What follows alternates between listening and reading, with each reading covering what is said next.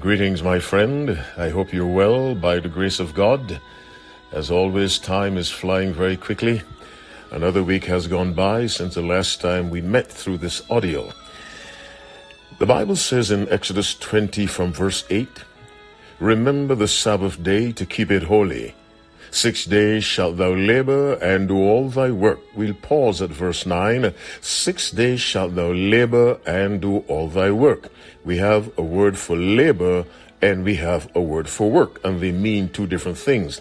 The first word, labor, the Hebrew word means to serve. It actually carries also the element of bondage. It means to serve, to work for someone else. All thy work, that word for work means to carry out a business so that you are in charge and someone is working for you. And so the commandment says whether you're serving someone or you're conducting your own business, either way, don't do it on the Sabbath. But we must apply that to God.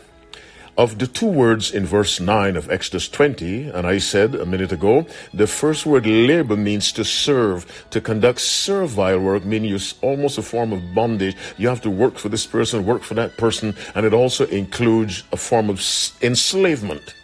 The second word, which is works, means a business.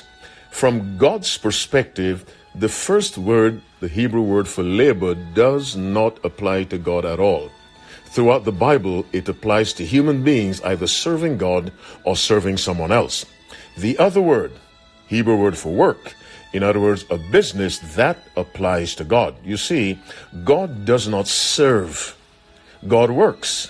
Genesis 2 from verse 1, "Thus the heavens and the earth were finished and all the host of them, and on the seventh day God ended his work." That's not service to someone else. That was God's business of creation. God does not work for anyone. God does not serve anyone. God works. People serve him, but God works. And so as you keep the Sabbath, remember the God you're worshiping, no one can tell him what to do. He tells masters in Ephesians 6 verse 9, the bosses, the supervisors, you have a master in heaven who's watching you, so treat those under you carefully.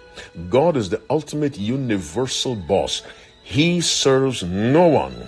People serve him. It's comforting to know that we have a God of whom the Bible says in Psalm 115 verse 3, "He hath done whatsoever he hath pleased.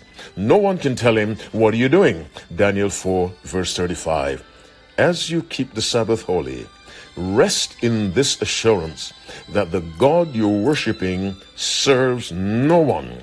He's enslaved to no one. People serve him. The entire universe serves him. This is the God who loves you individually, the God with all the power to do whatever he desires.